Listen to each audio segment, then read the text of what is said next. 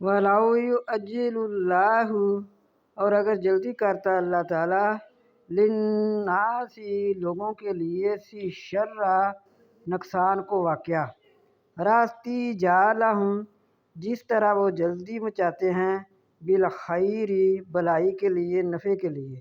اللہ تعالیٰ اس آیت میں یہ فرما رہے ہیں کہ اپنے لیے اور اپنی اولاد کے لیے بد دعائیں نہ کیا کرو۔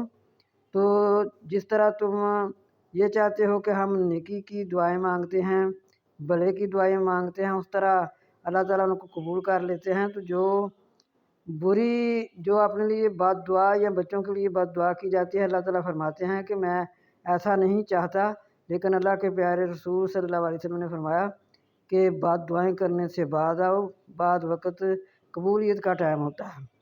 لَقُضِیَ اِلَیہم، البتہ فیصلہ کیا جاتا، اِلَیہم طرف ان کی، آجالہم ان کی مدت کا۔